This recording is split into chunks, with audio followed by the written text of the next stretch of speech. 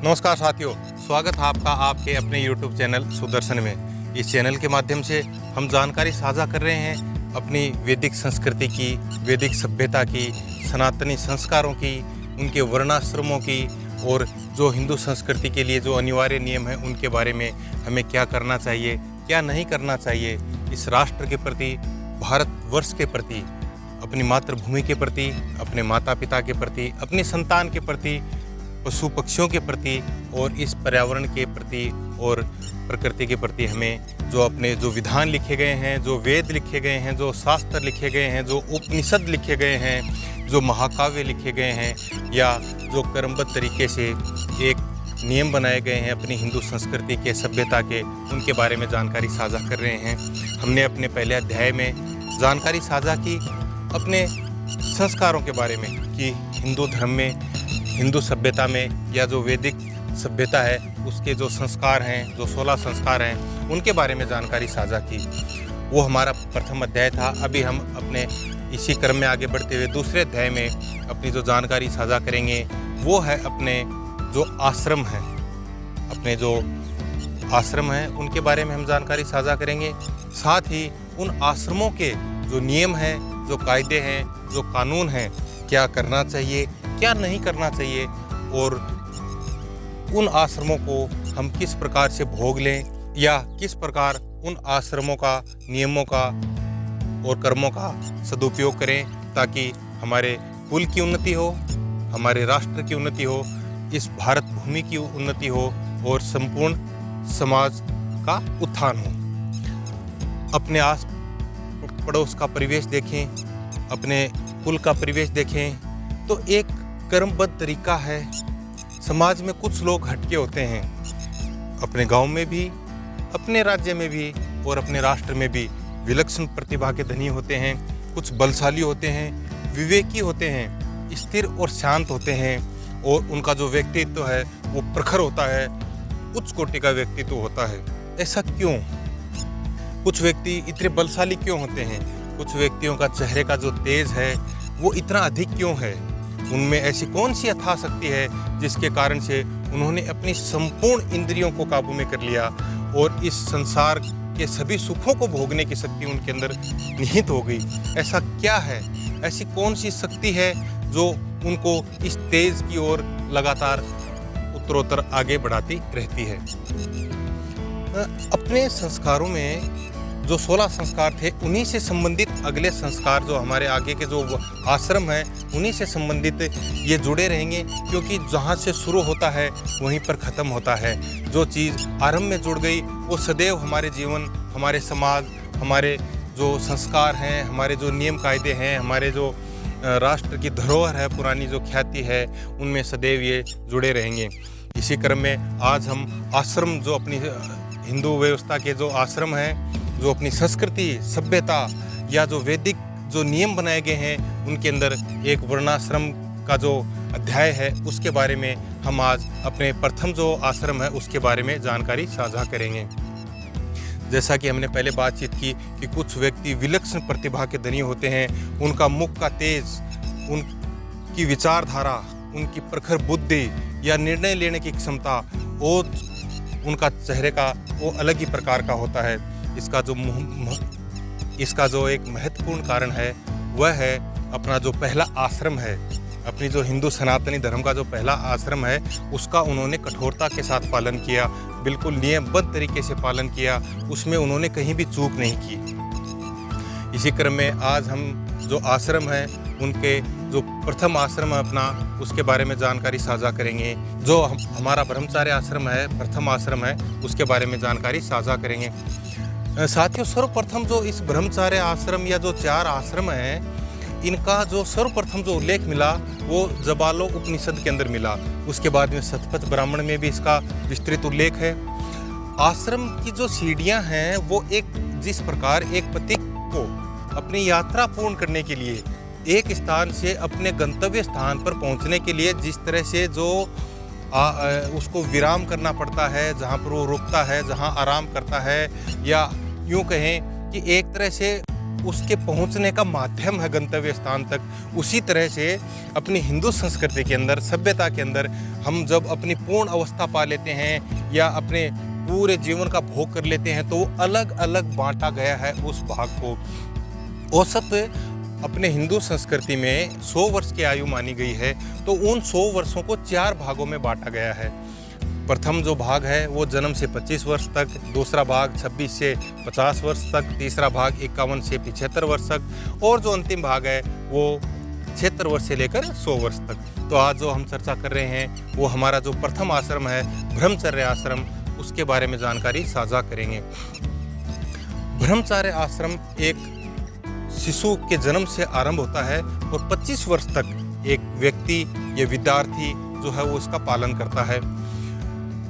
इसके अलग अलग गूढ़ रहस्य हैं। यदि हम इसके बहुत ही गूढ़ रहस्य में, गूढ़ अर्थ में जाते हैं, तो इसका ब्रह्म अर्थात भगवान, परमपिता परमेश्वर, या एक वो अलौकिक शक्ति जो इस ब्रह्मांड को चला रही है, इस सृष्टि को चला रही है, ब्रह्मचर्य यानी कि उस ईश्वर को चरना, उस परमपिता परमात्मा का ध्यान करना, उसी में रत रहना, उसी के चरणों में समर्पित कर देना अपने आप को, अपनी 25 वर्ष की आयु तक अपनी शिक्षा ग्रहण करना। और शिक्षा के अंदर जो सभी प्रकार की शिक्षाएं हैं, चाहे वो उसके सामाजिक जीवन से जुड़ी हों, चाहे वो उसके धार्मिक जीवन से जुड़ी हों, या उसके सर्वांगीण विकास से संबंधित जानकारियां जुड़ी हों या शिक्षा जुड़ी हो, उस बारे में शिक्षा ग्रहण करते हैं। साफ आम भाषा में इसका अर्थ ये मानेंगे हम कि सात्विक जीवन जीना, अर्थात सादा जीवन जीना, 25 वर्ष की अवस्था तक खान पान पे नियंत्रण रखना, शुद्ध अलौकिक आध्यात्मिक विचारों से अपने वीर्य का रक्षण करना। क्योंकि इस ब्रह्मचर्य आश्रम के अंदर जो महत्वपूर्ण पहलू है वो है सबसे अधिक अपने इंद्रियों पर संयम करना, अर्थात इंद्रियों को नियंत्रण में करना।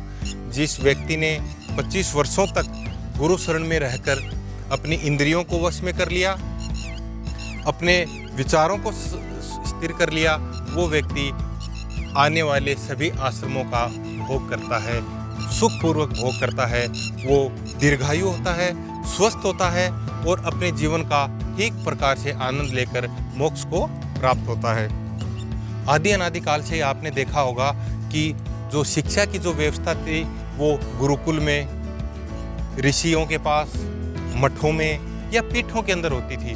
वहाँ पर सामूहिक रूप से जो छात्र थे वो अपने चौथे संस्कार के बाद में, जैसे उपनयन संस्कार है, केशांत संस्कार है, उसके बाद में जो विद्यारंभ संस्कार है या समावर्तन संस्कार है, ये जो 4 संस्कार हैं, इन संस्कारों के उपरांत गुरु के पास जाते हैं। वहाँ पर वो अपना भोजन का भी नियंत्रण रखते हैं कि किस तरह का खान पान होगा। सुबह का वंदन है, शाम का संध्या वंदन है, गुरु के चरणों में लीन है, शिक्षा प्राप्त करते हैं। जो मुख्य काम है वो है अपनी इंद्रियों पर नियंत्रण रखना, अर्थात अपने वीर्य या धातु की रक्षा करना, जिससे उसका शरीर का जो है वो तेज बढ़े, बल बढ़े, बुद्धि जो हो प्रखर हो और वह सदैव स्वस्थ रहे। इस ब्रह्मचार्य जीवन में व्यक्ति बहुत कुछ सीखता है। यदि इस ब्रह्मचार्य जीवन को व्यक्ति करता है तो वो 2 तरह के महान कार्य हैं वो संपन्न कर देता है। एक तो सबसे पहले वो ऋषि ऋण से मुक्त हो जाता है, जो भी आने वाले अध्याय में अपन जानकारी साझा करेंगे कि ऋषि ऋण है या जो पितृ ऋण है या जो भी हमारे तीनों ऋण हैं उनसे जो मुक्ति होती है उसके बारे में ये जानकारी है कि सर्वप्रथम वो ऋषि ऋण से मुक्त होता है और वह ब्रह्म यज्ञ भी कर लेता है इसी दौरान, क्योंकि वह अपने इस आश्रम के दौरान सिर्फ और सिर्फ उस ब्रह्म में लीन रहता है, उस परम पिता परमात्मा के चरणों में लीन रहता है। अपने हिंदू धर्म में 2 तरह के ब्रह्मचारी माने गए हैं। सर्वप्रथम जो है वो नैष्ठिक ब्रह्मचारी, अर्थात जो आजीवन या पूर्ण जीवन के अंदर ब्रह्मचारी व्रत का पालन करता है। साथियों, यदि वह पूर्ण जीवन में, अपने संपूर्ण जीवन में ब्रह्मचारी रहता है तो वो अपने तीनों प्रकार के ऋणों से मुक्त हो जाता है, अर्थात उसको किसी प्रकार के और गृहस्थ आश्रम भोगने की आवश्यकता नहीं है, उसको किसी प्रकार के ऋण को चुकता करने की आवश्यकता नहीं है। उसके संपूर्ण ऋण जो है वो स्वतः ही पूर्ण हो जाते हैं। तो दूसरा जो ब्रह्मचारी माना गया है वो है उपकुर्वाण। इसके अंदर व्यक्ति अपनी शिक्षा पूर्ण करने के बाद अपने आश्रम से लौटने के बाद में अपना गृहस्थ जीवन है वो आरंभ करता है। साथियों, ब्रह्मचार्य आश्रम एक ऐसा आश्रम है जिससे असाधारण ज्ञान की प्राप्ति की जा सकती है। व्यक्ति अपने असाधारण विचारों से, अपने शौर्य से, अपने तेज से, अपने बल से, अपने कुल का, अपने राष्ट्र का नाम रोशन करता है। जब देवता इस ब्रह्मचार्य आश्रम का पालन करके जब मृत्यु पर विजय पा सकते हैं, तो सोचिए हमारे जीवन में इस ब्रह्मचार्य आश्रम का कितना अधिक महत्व है। अतः आजकल के इस माहौल में, इस बदलते परिवेश में, और जो पाश्चात्य सभ्यता का असर है, या यूँ कहें हम जो ये मीडिया है, उसने हमारे इस जो आश्रम है इसको बहुत ज़्यादा प्रभावित किया है। जब आश्रम व्यवस्था थी, जो शिक्षा ग्रहण करने के लिए जो बड़ी बड़ी जो शिक्षा नगरियां होती थी, जैसे तक्षशिला थी, नालंदा थी, या जो और अन्य तरह के शिक्षण संस्थान थे, उनमें सामूहिक रूप से छात्रों को रखा जाता था। आपस में उनका जो था वो एक साथ ही सभी तरह की शिक्षाएं चलती थी, चाहे वो खेल हो, चाहे वो क्रीड़ा, चाहे वो संध्या वंदन हो, चाहे प्रातः वंदन हो, चाहे योग हो, चाहे ध्यान हो, चाहे सामाजिकता हो, चाहे बलपूर्वक जो क्रियाएं हैं वो हों। ये सभी एक साथ चलती थी, जिससे व्यक्ति के जो विचारों का जो क्षेत्र था वो बहुत बढ़ जाता था। आज के युग में ये जो मोबाइल है या जो इंटरनेट है, इसकी वजह से जो छात्र हैं, जो युवा वर्ग है, वो एक तरह से एकांत में चला गया है, या ये कहें कि बिल्कुल अकेला हो गया है। आजकल हम चाहे कितना भी बचाव कर लें, लेकिन कोई ना कोई ऐसी अश्लील साइटें हैं जो लगातार अपने जो चैनल्स हैं उनके ऊपर आती रहती हैं, जिसके कारण युवा वर्ग है वो इस ब्रह्मचार्य जो आश्रम है इसका पालन करने में सफल नहीं हो पाता, जिसका सीधा असर उनके स्वास्थ्य पर पड़ता है, उनके मानसिक विचारों पर पड़ता है, और उनकी जो आस्था है धर्म के प्रति उस पर पड़ता है।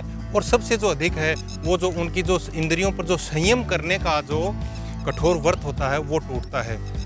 आपने देखा होगा, जो भी आज तक अपने इतिहास में जो भी ब्रह्मचारी रहे हैं, जो भी अपने ब्रह्मचार्य आश्रम का ठीक प्रकार से जिन्होंने पालन किया है, वो व्यक्ति इतिहास में और आने वाले समय के लिए अमर हो गए। अब आप सोचिए कि कितना महत्वपूर्ण है ये ब्रह्मचार्य आश्रम एक व्यक्ति के जीवन के लिए। अतः आज के वीडियो में हम इतनी जानकारी साझा करेंगे। आपसे निवेदन रहेगा, वीडियो को लाइक करें, शेयर करें और सब्सक्राइब करें। जय हिंद, जय माँ भारती।